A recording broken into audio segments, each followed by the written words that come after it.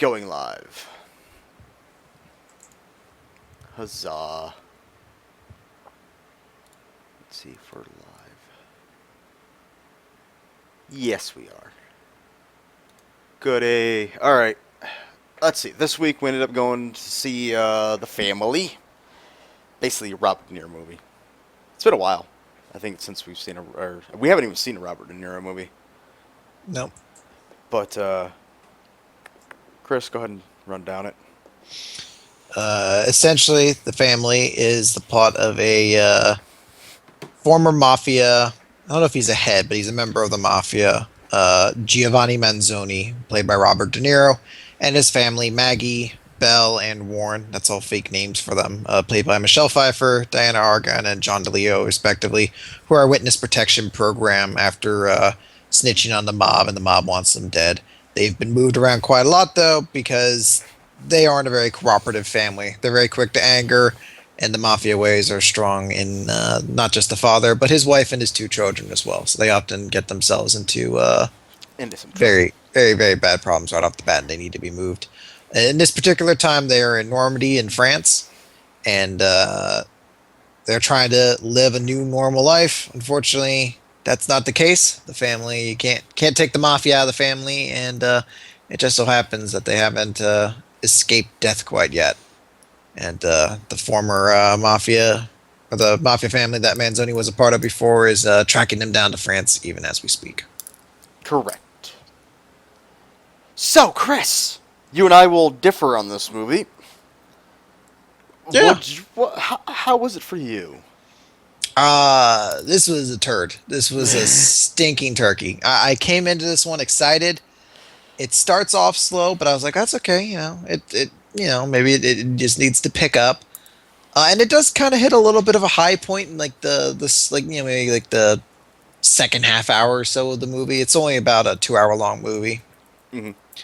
It starts to dip back down a bit, and then the ending is just awful. It's just terrible. They destroy most of the characters in the series or in the movie. They make most of them look like absolute idiots or psychologically unstable people. They make everyone look bad. Nobody comes out looking better for it. It's a weird movie in that it's sort of a action comedy, crime movie, but it is very much a black comedy. It is very depressing. It is very dark, and almost all the humor comes at stuff that you really shouldn't be laughing at. And generally, that would be something I would enjoy. However, there are quite a lot of points in this movie where you are supposed to laugh at something, and they continue to focus on the thing you're not supposed to be laughing, like that you shouldn't be. You shouldn't be laughing at someone getting hit with a baseball bat, but it's tragedy viewed from across the street, so you're able to laugh at it because that guy's an asshole. But after about like a minute straight of seeing him get hit with the baseball bat, it stops being funny, and you're like, this is just kind of sad now. Well, not. You're putting at the reasons that why I don't like Kick-Ass 2. This movie, for the reasons why you hate this movie is the same, or the reason why you don't like this movie is the same reasons I don't like Kick-Ass 2.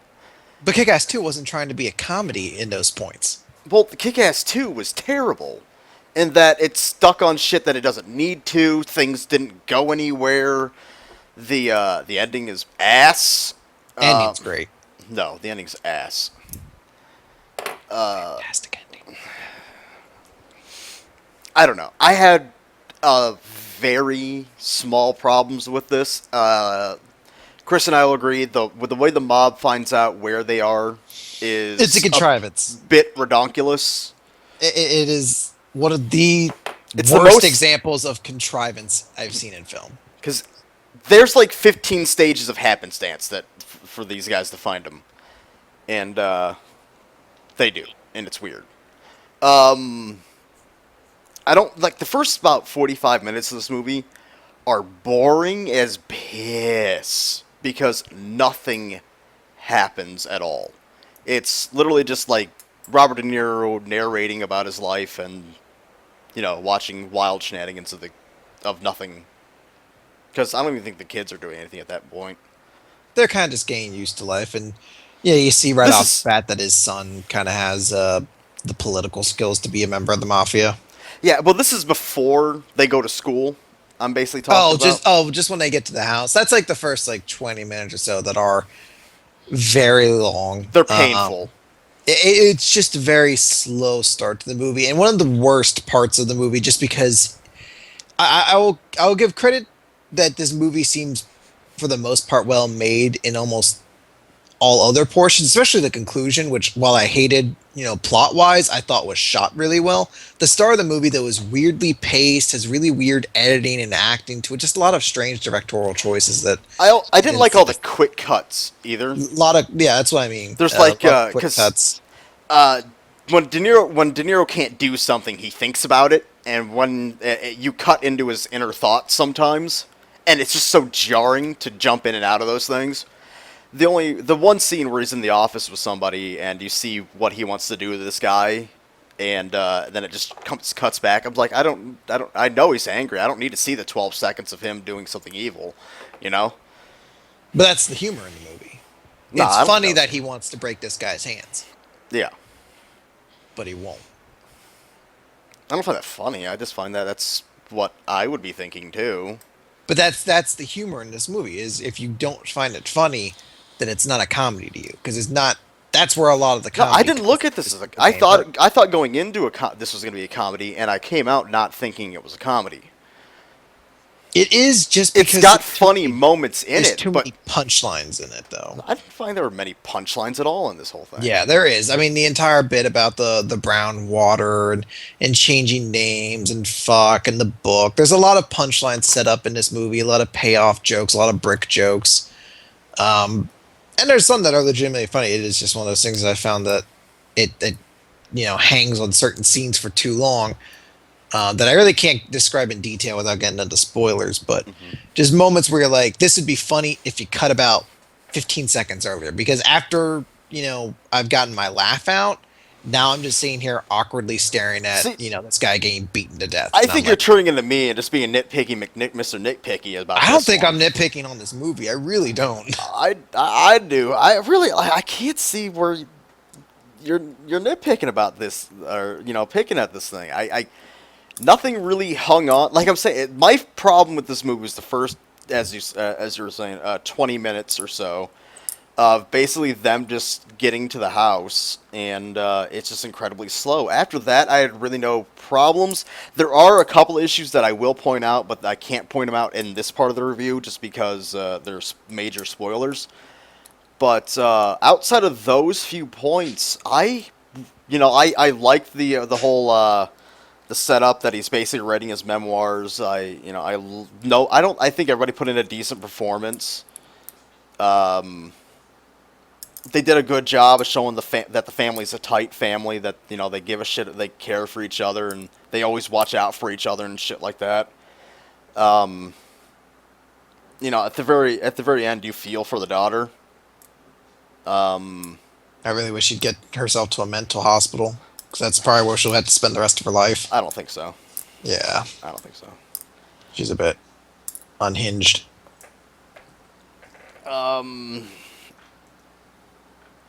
I like I said, I really can't find this movie isn't fantastic. I'll say that it's not great. But it's not a bad movie at the same time. It's just very, very average for me.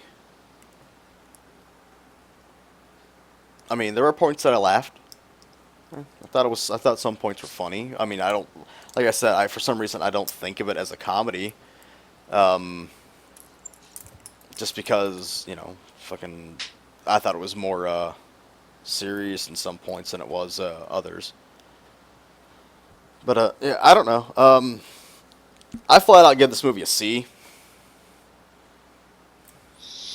I didn't like this movie. It started off fine, but as it continued to go on, it just got worse and worse after that initial spike. The contrivance that we're referring to is sort of the start of it, but the conclusion in and of itself was just enough for me to really not like this movie. It was sort of similar to R.A.P.D. in that it didn't do what it tried to do, but unlike R.I.P.D., this movie was like offensively bad to me at certain points. That's why I give this movie. The R.I.P.D.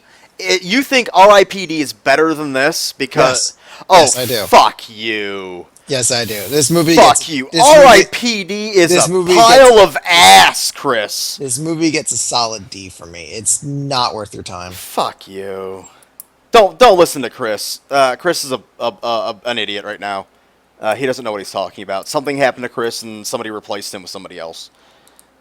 This movie is nowhere near as bad as fucking R.I.P.D. R.I.P.D. was fucking abysmal. The way it was shot, terrible. The CGI, terrible. different. Acting, Yeah. terrible. Acting's fine in R.I.P.D. There's nothing wrong No. with the acting in R.I.P.D. No. We're not on R.I.P.D. though. I don't know if you saw it's Exposition up the family. Yeah, I know, but you brought up R.I.P.D. and a movie that doesn't need doesn't deserve to be in the company of R.I.P.D. Oh, I'm sorry. Hold on. Let me just get my fucking Academy Award over here, and I'll just present it to the family right now. For as much as as much as you're defending it. I'm defending it because you're putting it in a category it Did shouldn't you fucking be in. work on it? No, but you know Are you in what? the credits somewhere? You know what? I enjoyed this fucking movie, and I sat through R.I.P.D. and it was ass. See, now this is what happens when we get into a movie where we're both on the different sides for. We're just gonna yell at each other for the next half hour. This movie isn't bad, guys. I wouldn't recommend watching it in the theater. Just rent the damn thing. You might get you'll probably get some enjoyment out of it. It's got decent acting. Some good comic moments. The ending can be a little bit bullshit, but then again, every movie I think we've touched this summer has a bullshit ending. But then again, you know, that's how fucking movies are. Just trust me. Chris is wrong on this one. I'm not. It's not great. It's better than a D. Go fuck yourself. We'll get into it with spoilers. How about that? Yeah. All right, fine. All right, everybody. I don't think anybody cares, but we're going on to spoilers. Turn off the stream if you don't want to hear anything, and get the fuck out. But now it's time to spoil the shit out of this. Awesome. You know what? This movie's an A now. This movie is the best movie I've seen this summer. I wouldn't be surprised with how fucking tight you got your lips Well, wrapped around its cock in the I face am right now. I am defending it so bad because of how awful you think it is. It's just not a good movie. I can agree on certain things. Hold on, by the way, spoiler time. If we're gonna be going through spoilers, stop listening if you don't want to hear them. But when it comes to certain things that you're gonna say are bad, I will 100% wholeheartedly agree with you. But those things do not destroy the movie for me. Okay. That's it. Before we get into the big things, I want to say the things that I liked about this movie, and which is why it made it so bad to me at the end, because they kind of destroy a lot of those things. The family, for the most part, are pretty good. Pretty much everyone but the dad is actually really good. And that's not a fault on Robert De Niro. His character's just really weirdly written in this movie to be kind of He's a bit bland. and not even really involved in the plot so much. Michelle Pfeiffer as the mom, fantastic. The son, Leo D'Angelo, as Warren, he's good. Diana Argon as Belle, you know, she fulfills most of what she's going for. Not the most fantastic character, but not But she's particularly hot bad as fuck, either. so who gives a shit? Yeah, she's attractive, so Randy's ready to also Yep. give her an Academy Award. She gets the Boner Award for this movie. We have those now, I guess. God, I hope The- she's legal. I'm pretty sure. I'm pretty sure she is. She's probably like 25. Okay, thank God, because she plays a air quote 17-year-old in this movie Yeah. who has a sex scene. Yeah, and actually, like, one they hang on for a little bit too. Like, you don't get, there's no nudity in this one, which is already Weird, something 'cause it's R.I.P.D. R. had over this. Yeah. But you know, I'm not gonna say anything. No. There's no nudity in R.I.P.D. There's a girl in her underwear, and that's it. Oh, sorry, I was thinking Two Guns. Yeah, take that. I never saw piece of one movie shit. this year that had tits in it. No, we saw two. Riddick had boobs in it too. All right, that's unfortunate. See, Anyway, this is why you can't take Chris's word for anything, So- because he doesn't remember shit. He just saw this movie. I guarantee he forgot already half of it and doesn't know what he's talking about anymore. So the reason Fuck I like Chris. Belle as a character in this movie is because she kicks ass. That's sort of her thing. Everyone's sort of taken an aspect of the mafia character archetype. and sort She's of- like the enforcer of the family. Yeah. She's The quick son to is action.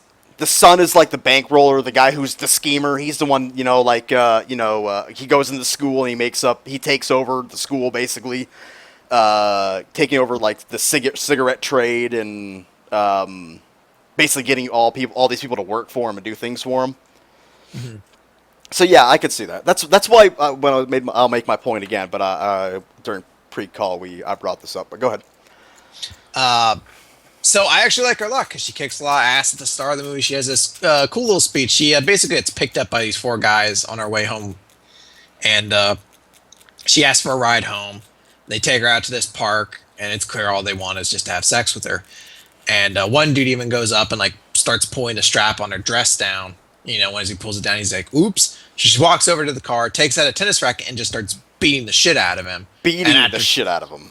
yeah, and then after she's done, she makes this big speech about how you shouldn't treat women this way. If you're expecting to do this, you're going to be in for a rough time. It's a lot cooler than what I'm saying, but I can't remember it off Yeah, the top of it's my a head. So I really good can't- scene. It's a really good scene.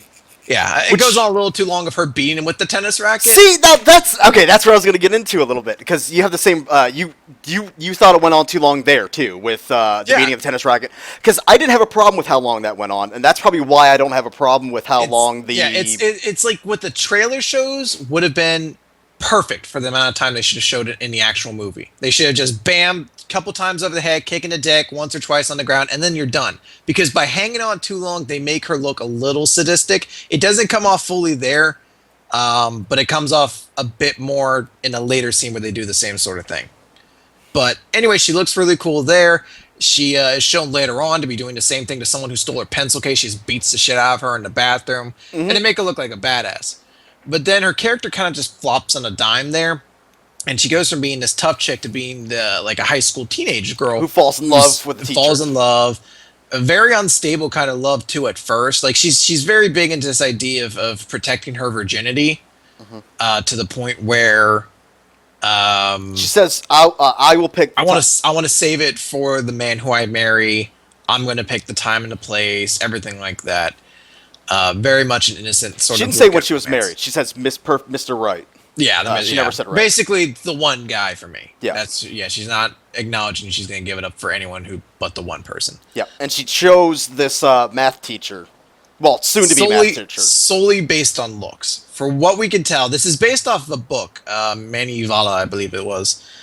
So maybe they go in the book a little bit more into this teacher, but in the movie, we don't ever really see anything on their relationship. The only reason we would think that Belle was attracted to him is based on the fact that he is an attractive young French guy. With round glasses. Yes. With Harry Potter glasses. Yeah, he has Harry Potter glasses. So you kind of get a little bit of a switch there, but it's fine. You know, they want to focus on the love, and hey, you get to see her more dresses, whatever. The point in the movie then comes up after she has sex with him. She's talking to him on the phone after he takes his test, and she's like, "Oh, that's great. You're planning to get an apartment. Well, make sure it has a bath and a bed." And he's like, "I don't know if I can afford that." And she's kind of hinting at the idea that she'll go in to live with him. And then when he turns her down, you know, she's like, She's a bit psychotic at that point. It feels scarred like my a little bit. heart. Yeah. You destroyed my love. It was the only pure thing I have, and you ruined it. And if her reaction to that would have been to fucking go over to Paris and kick his ass, that'd been great. Yep, But that her would make reaction- sense. That would make her- sense. Her reaction in the movie is to go try and kill herself. Exactly, which makes To the no point sense where for the character. she's on top of the building looking down, and she's on the phone, and as she's looking down she sees the hitman coming for her family after they kill everyone in the police station, and that's when the joke comes in. She's about to go kill herself, but she sees the people get killed in the police station, and she's still on the phone with her guy, and she's like, "I'll have to call you back," and then hangs up really quickly, which is a complete contrast to the way their conversation was going prior, which was, Well, if you "I'm see gonna the go fucking be-" hitman who was out to kill your family, I think that would. No, but it's the way it's done in the movie. It's like a quick, "I'll be calling you right back," because she's about to hang up. Before she Well- sees them do that, she's like, "I'm gonna be with you." Yes, I I'm know. coming to see I get what you." you're saying. I get what you're saying. 100%. I get what you're saying. How you're trying to say it. But the problem with it that I'm saying is that the minute she sees them, something changed. Your mentality changes, and regardless of how you want to take the tone of how she says the words, "I'll call you right. I'll call you back." To me, are no consequence here. It's just that her mentality changed. She went from being in pain and in sorrow to immediately, "I need to act on this or my family is going to die." And you don't think that the juxtaposition between the two tones creates any sort of sense of humor? No, You don't think it was intended to create a sense of humor? I don't think so, no. Okay, fair enough. No, I don't think that is. It's to me, it's just tonal shift. That's it.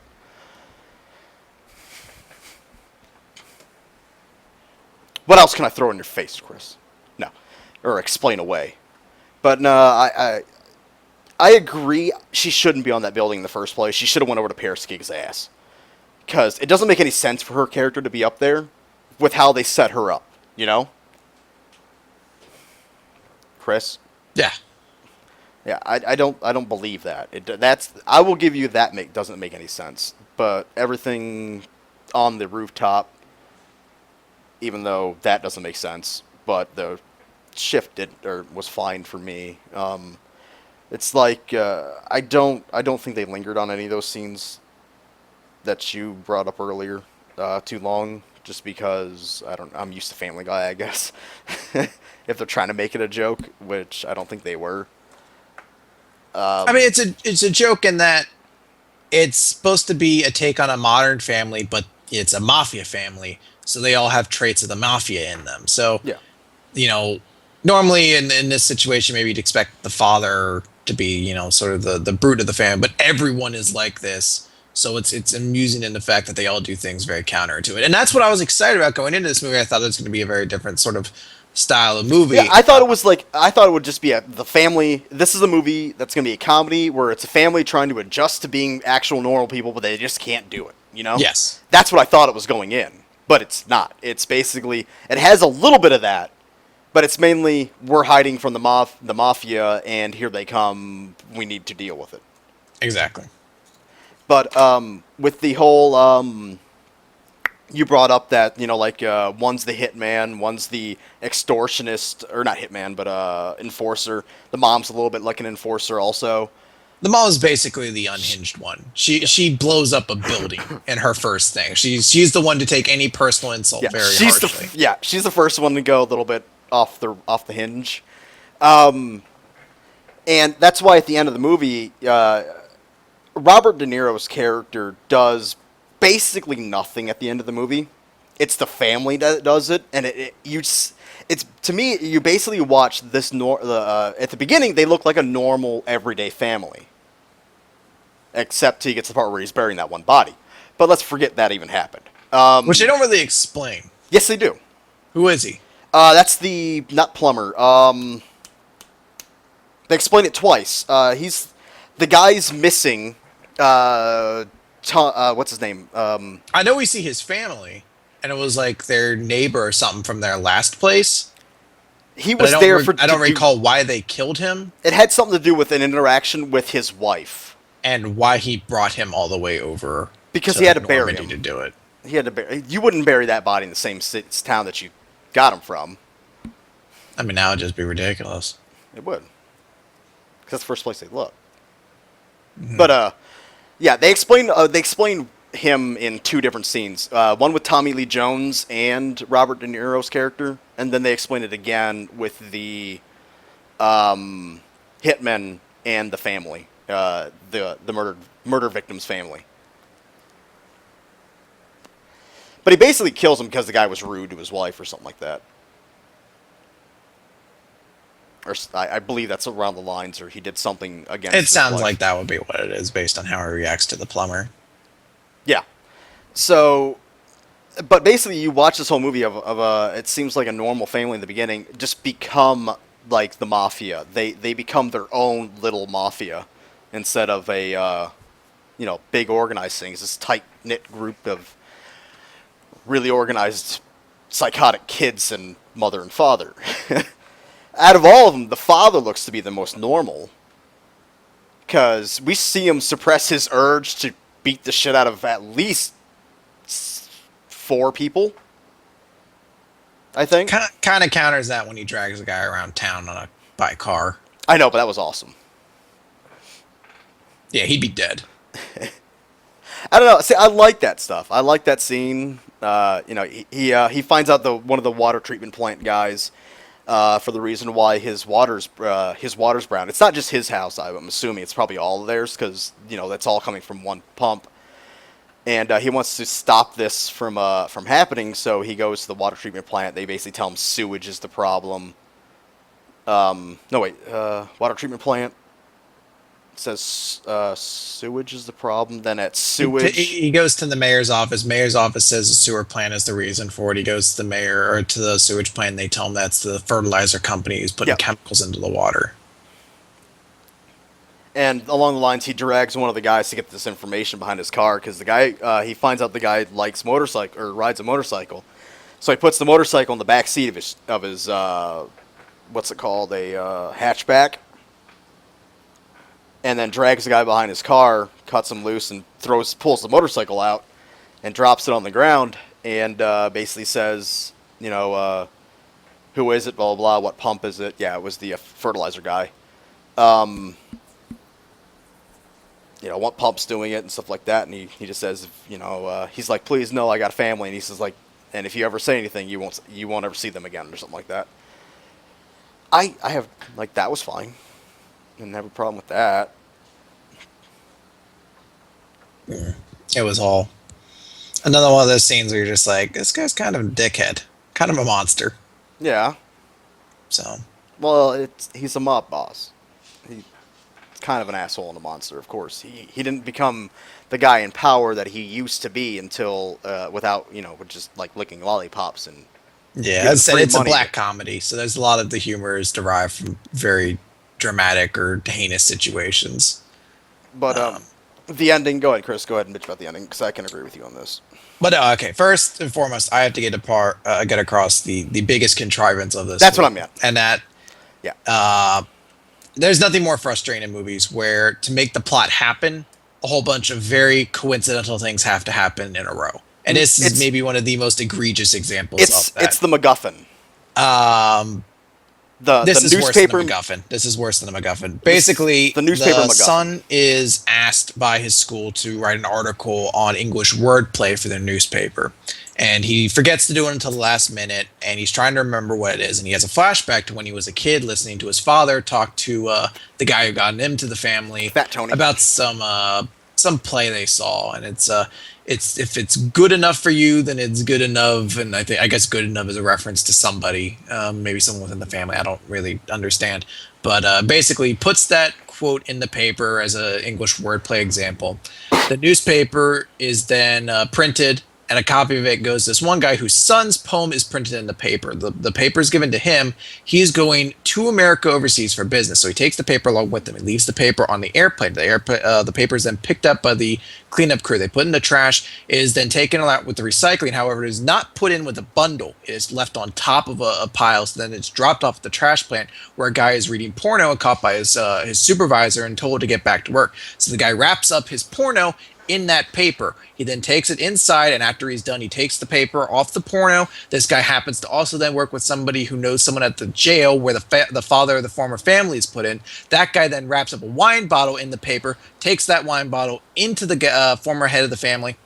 The head of the family then opens it, drinks some of the wine, and then he reads through because he's studying 5 languages while inside prison. He sees that one little thing of wordplay, and he's like, boom, that's where the family is, they're in Normandy. Because otherwise, Actually, they had no idea. Correction, it's Irish coffee. It's Irish coffee then. So they figure out where they are based off of a high school newspaper traveling across the country. Yep, across the lake. world, and some of the most bizarre situations. It's absolutely ridiculous. Mm-hmm. I 100,000% agree. I thought Tony Shalhoub would have found him, but no, it's this weird. Because the trail goes cold after he goes looking for him. He finds the last neighbors they had, and then he ends up killing them all because they asked too many questions. And at that point, they're like, well, shit, we're out of clues. No real clue on what they were really going to try to do. But because they find this, like, oh, just fucking go to Normandy. I don't think that he killed them because they asked too many questions. I think he thought that was his team. That's why, or that was the family, because that's why he cut off the finger to get an ID. No, not the first one. The family. Oh, the family of the gardener or whatever that they Costa that he killed. Vardner or whatever. Yeah, the ones he goes to. That yeah. So there is that. The end of the movie, though, is another kind of set of contrivances too. It just so happens that on the same date that the mafia then comes to Normandy to kill them is also the same date that Giovanni is going to be doing a debate club for American film. It's the same night Maggie goes over. Basically, every character has to get their closure in one night. So Maggie goes to the church and finds that they're yelling at her for being a heathen after she goes to confession. It's the same night Warren decides that he can't be in school anymore because he's gotten in trouble too much and he's going to run away to a different country and start a mafia family there. It's the same night that Belle decides she wants to go kill herself because her boyfriend broke up with her. So, That's a little nitpicky. so a lot of the things are happening all there at once. That's a little Um, nitpicky, Chris. Yeah, and the I can mafia forgive family, that one. the mafia family, they come in, um, they kill everyone in the police station. They kill everyone in the well, they kill the one dude. In Yeah, the fire one dude. department. Yeah, the one guy. At the same time, and this is another little coincidence. Earlier in the day, Giovanni had put a bomb at one of the turbines that explodes at midnight to go and hopefully get the water that is in their house no longer brown. That goes off, which then sets them to be like, all right, we gotta go in now. Some people come out to see what was going on. All those people get killed. At the time of this going on, since both Bell and Warren were out basically trying to leave the city in one corporeal form and one not so corporeal, the only one at the house now is Giovanni. A guy launches a bazooka, a rocket launcher, at the house, blows it up, but Giovanni's fine. His house exploded on top of him, but he's fine. Hmm. Dog's Well, fucked. I want to He's know. fine. No, the dog's fine. I want to know where where he went, because we don't see where he goes. He He's- doesn't do any. Like he just. It's not. He's There's looking nothing, at the phone. there's nothing to note that he's like something's up. So I want to know because he ends up in the back lawn, and I want to know where he went. Like they cut. There's a scene in there. I know there is, where he goes in the back room or like in the kitchen to make coffee or something like that instead, or he's going towards He's the phone. he's checking his water to make sure it's not brown anymore. Yeah, there's a missing scene to where somehow where he jumps from being Why in he the didn't house. take the dog with him, I don't understand. But Yeah, and why he's back in the in the back lawn and there's a difference. Yeah, that cut doesn't make any sense to me. But yeah, the mob guys go in there and they fucking. I love the conversation about shooting the dog that they have. They and sorry, go ahead. nah, they bicker about a little bit about between each other about shooting this dog, and they decide to, and well, it doesn't happen. Don't worry, the dog stays alive. Spoiler alert. I'm trying to remember the guy's name, but I can't. It's one of the two guys who are working with Tommy Lee Jones in. Oh wait, hold on, maybe it's this. Did I check him out? Yes. Okay. So there's two guys who are working with Tommy Lee Jones, who's in this movie. Tommy Lee Jones plays Robert Stansfield, who works for basically the FBI.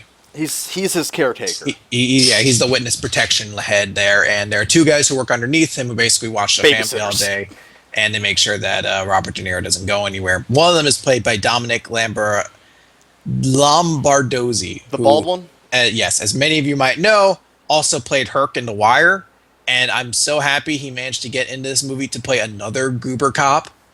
I like that. I He liked can't- him though. Out of the two cops, I liked him the most because he See, was the I'm gonna most hate him personable. just because I remember Herc from The Wire, and I'm still fucking pissed you didn't fucking help out Bubbles, you fat sack of shit.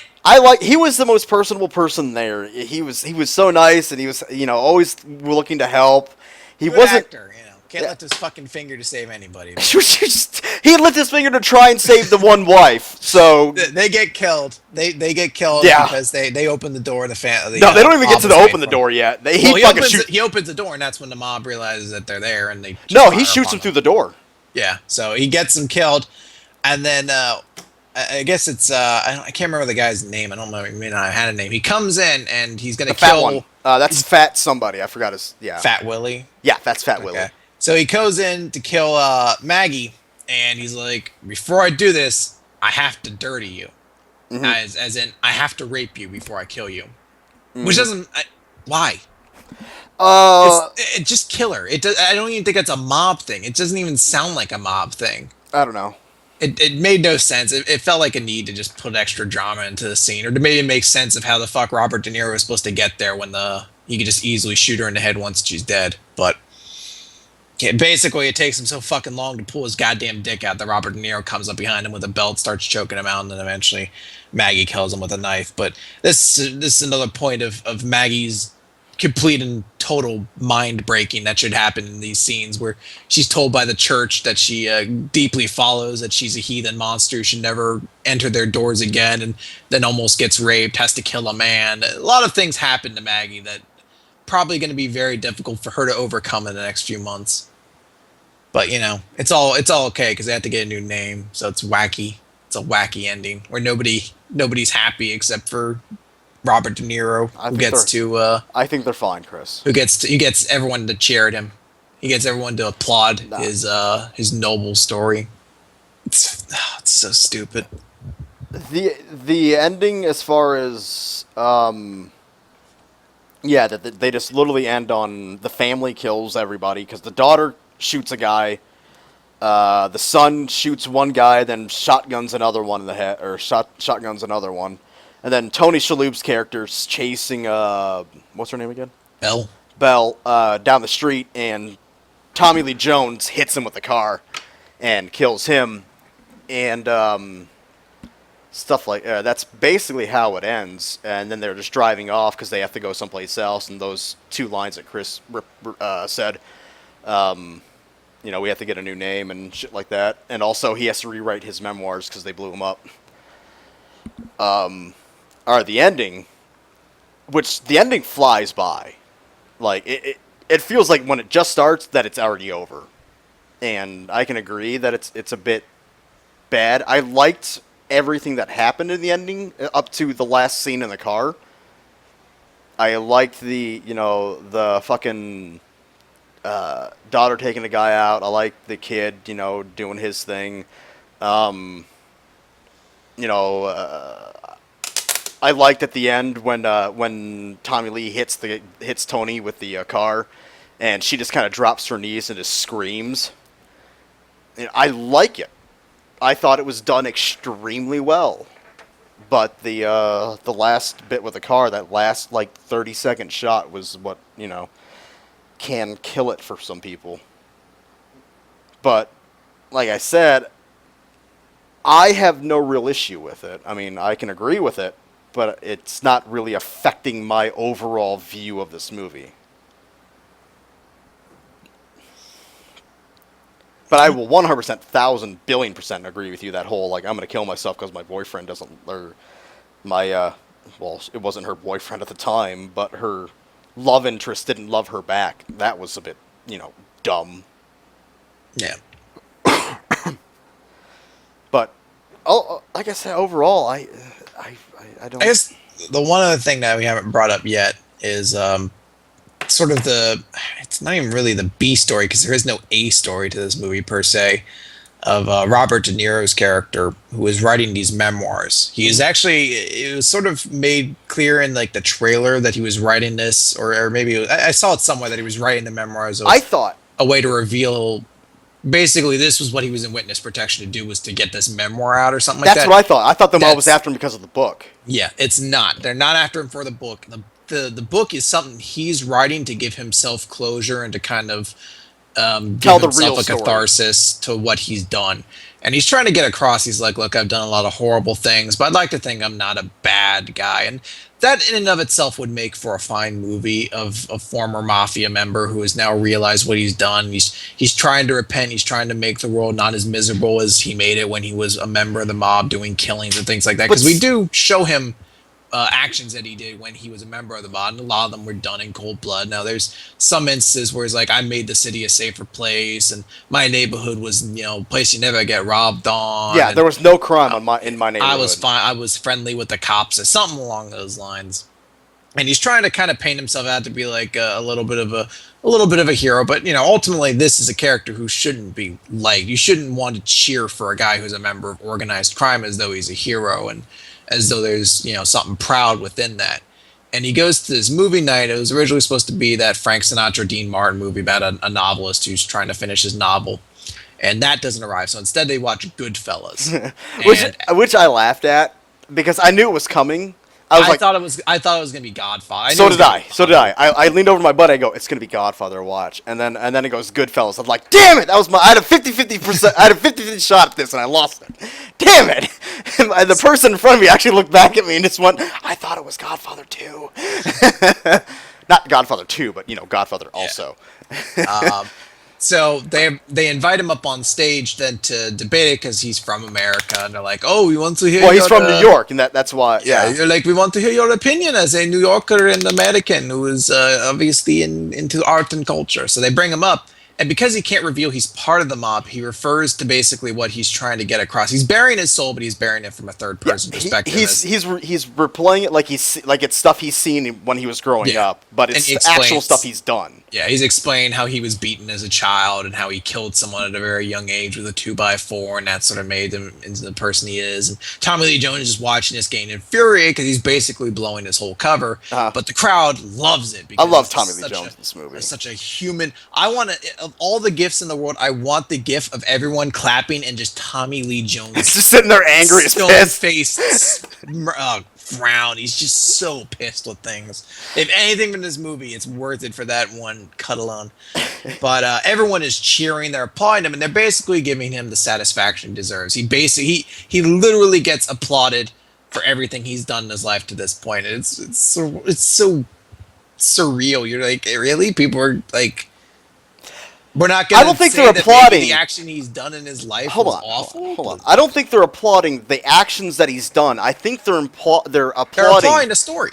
the ability of him to interpret the things he's quote unquote saw, because they can't believe that he done these things. So They're not applying because they're like he did these things, but they're applauding the story of a person. They're giving satisfaction to a life that turned to crime, and No, I don't think excuse so. it away as different things. no, I don't think so, because I don't think that's what the whole Then why are debate they was applauding? about. They're applauding because of his insight and intellect on the subject of the movie. That he's able to clearly put up a debate about this movie.